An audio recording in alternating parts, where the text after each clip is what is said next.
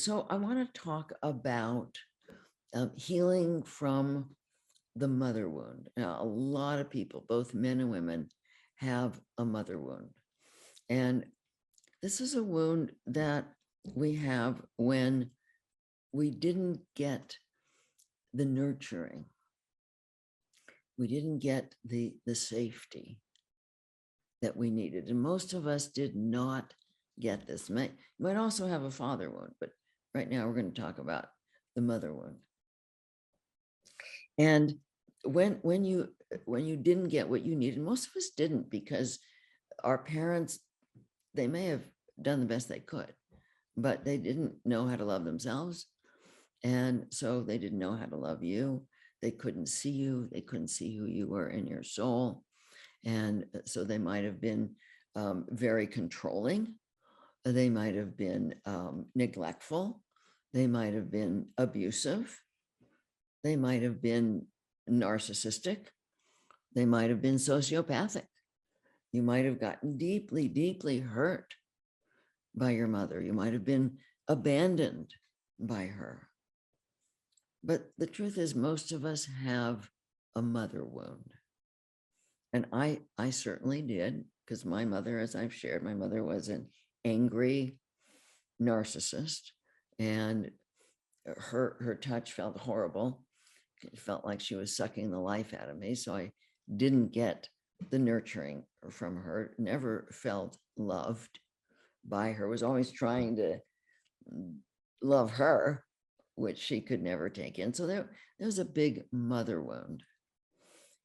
And I had had a lot of therapy before inner bonding, so many different kinds. 4.5 years of psychoanalysis, all different kinds of therapy, Jungian, on and on. It didn't touch it.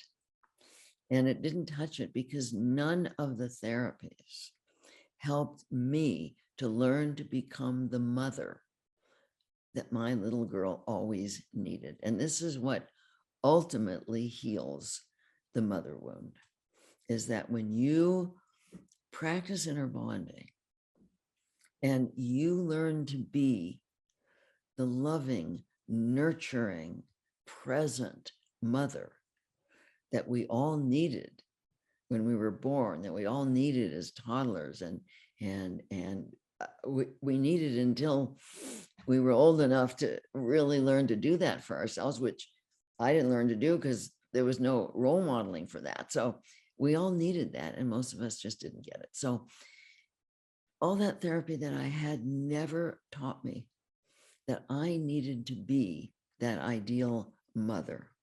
Now, of course, when you don't see that anywhere, it's hard to know what that means. Even though you can feel what you want, it's hard to know what that means. And that's why it's so important to be developing that spiritual connection, which all of you are capable of doing, provided you're really open to learning, and provided you're eating cleanly and keeping the frequency of your body fairly high, so that you can ask your guidance. What does my inner child need from me right now as an ideal mother, and also as an ideal father? We need to be both mother and father. But the mother aspect of us is the nurturing aspect. The father aspect is more the aspect of us that will take action. That's step 5. Taking action in the world is the father aspect. But the nurturing, bringing that love in, listening to our feelings, seeing who we are, defining our own worth, valuing our beautiful essence, discovering our passion, our purpose, our gifts. If we had had an ideal parent who had seen us, who knew us, that mother would have nurtured us into being all we came here to be. I was telling one of my clients this last week about where I read about indigenous tribes, where they didn't name their children until the gifts Each person has gifts, and they didn't name their children until the gifts became apparent. And then they named their children based on the gifts. Well, I think that's beautiful, because they were looking at the child to see who they really are. And then they were nurturing that, so that if the child had, was particularly sensitive, they might have been nurturing that child to be a shaman or a medicine person, if they were very tuned in on that level, or if they were great at basket weaving or whatever, they would then name the child based on the gift. Well, then the child, of course, would feel very seen and very supported in what would bring them joy. Now, each of us has a blueprint inside of what we came here to do, what would bring us joy. But for so many of us, that got squashed down, it got hidden because we weren't seen, but it's still there. And so part of healing the mother wound is becoming that ideal mother, where you learn to see who you are, who you truly are. You're not your wounded self. You're your beautiful soul essence. But you can only see this essence through the eyes of your higher guidance. And that's why it's so important. One of the reasons it's so important to be connecting with your guidance is so that you can see who you are, and you can nurture who you are. You can value who you are. When you do this, you will stop trying to get love from others.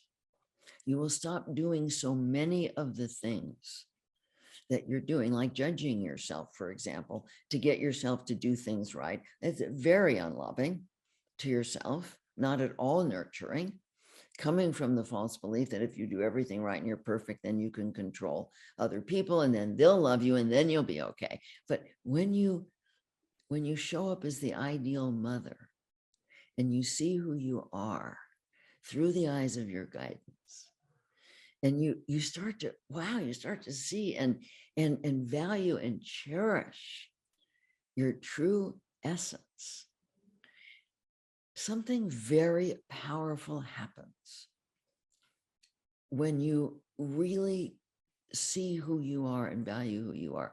And that is that you no longer want to give your inner child away to somebody else to be loved, which means you're no longer rejecting yourself in the ways that you were rejected by your mother or your father.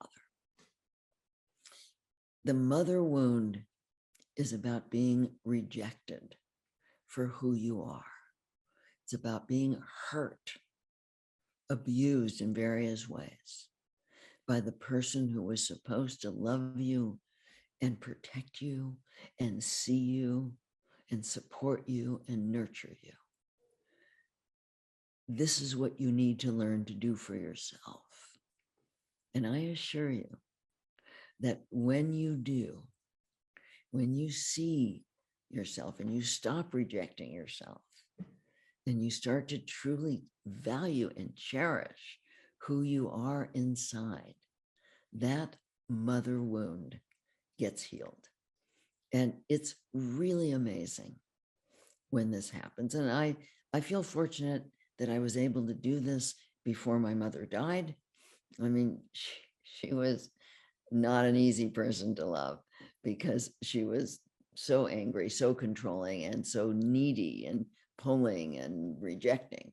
But I did reach a place where I could see her essence. I could see her little girl, and I could be there and love her, rather than always feeling the pain of her inability to love me.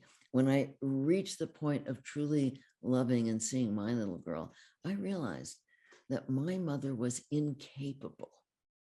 I always thought, well, she has the choice, she could do it, but no, I realized that she was just too young a soul, just too young a soul. And she was incapable of loving me. And so that wound would never get healed with her. It had to get healed with me. And when I reached the place where I could actually be there for her, be the mother that she never had, and nurture her, I knew that I had healed that mother wound.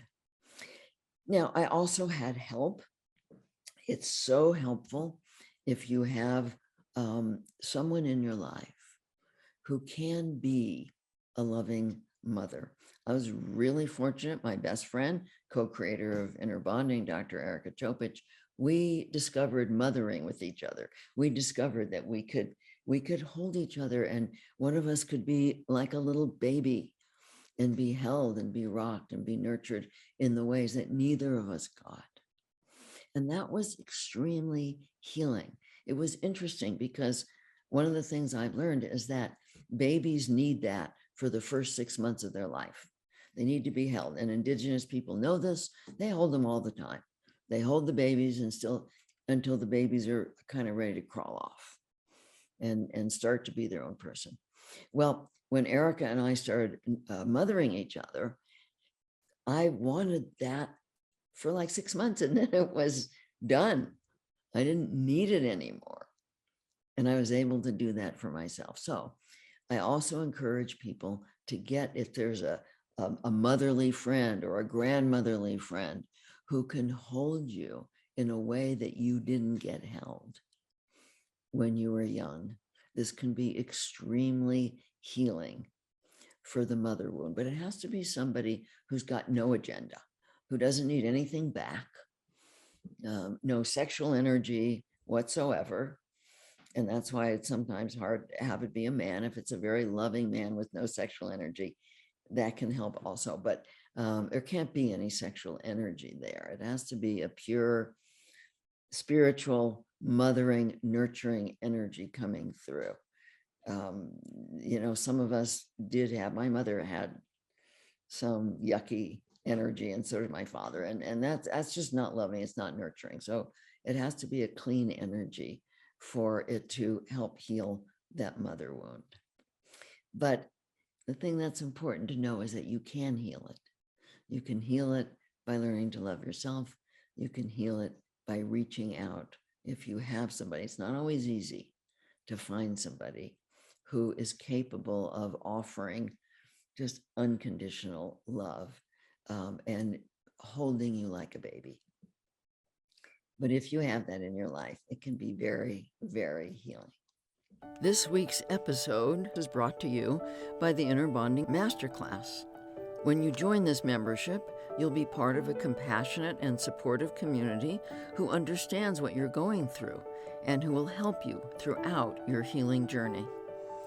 The Inner Bonding membership is created to provide laser coaching for you and others in the community who may be facing the same struggles, so that you can practice the inner bonding process more effectively and apply it to your life. You also get to vote on the topic that we will focus on in our bi-monthly masterclass. This way, you and the community will always learn about and get guidance on the topic you're requesting most. Go to innerbonding.com/members to join us.